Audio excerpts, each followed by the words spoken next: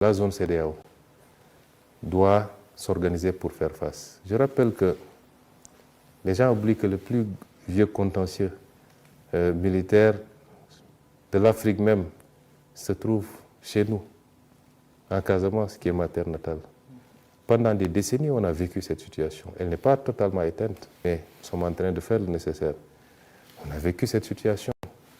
On n'a pas eu d'assistance. On n'a pas eu une collaboration qui permettait de faire face. Ça a été très douloureux et très dur pour le Sénégal. C'est pourquoi je comprends aujourd'hui ce que certains pays vivent. Encore que là-bas, c'est moins grave, parce que c'était une revendication localisée.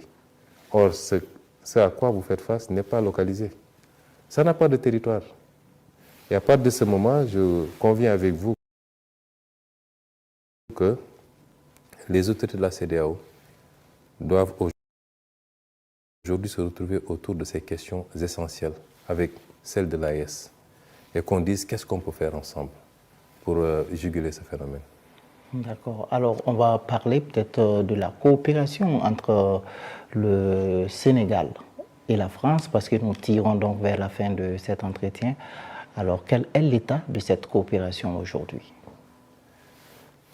Elle est comme toutes les autres coopérations.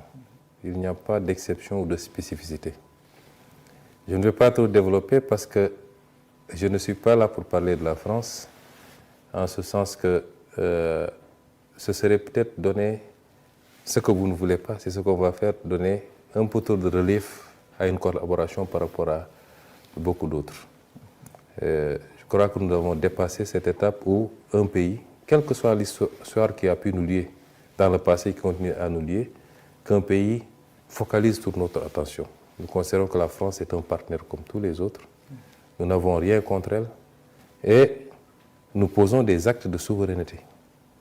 Tous les jours que Dieu fait, nous posons des actes de souveraineté, non pas parce que nous voulons, nous avons des griefs contre tel ou tel, mais c'est comme ça que doit marcher un pays dès lors qu'il se dit pays indépendant. Je vous ai parlé tout à l'heure de l'exemple des bases militaires qui sont particulièrement françaises en l'occurrence, parce que c'est le seul pays qui disposait de bases militaires. Ceci dit, en dehors de ces considérations, nous avons des relations avec la France, comme nous en avons avec le Burkina, avec le Mali, avec les États-Unis, avec la Chine. C'est des relations normales, ordinaires. Nous n'avons pas peut-être les mêmes développements entre le Sénégal et la France que ceux qu'il y a eu entre le Burkina et la France ou un autre pays avec la France. Et c'est là où chaque pays doit s'adapter par rapport à son histoire, passée mais surtout présente. Et nous reconnaissons à chaque pays le droit de faire ses choix.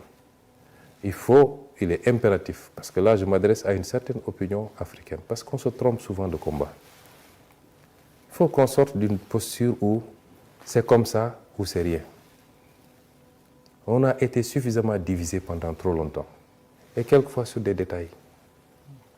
Aujourd'hui, il est question de réunir tous les panafricains, tous les souverainistes, de les réunir autour du combat qui est celui de la libération de l'Afrique, de la réappropriation par l'Afrique de ses ressources naturelles, de tout son potentiel, de gagner les vrais combats, qui sont les combats de la sécurité et le combat du développement économique et social.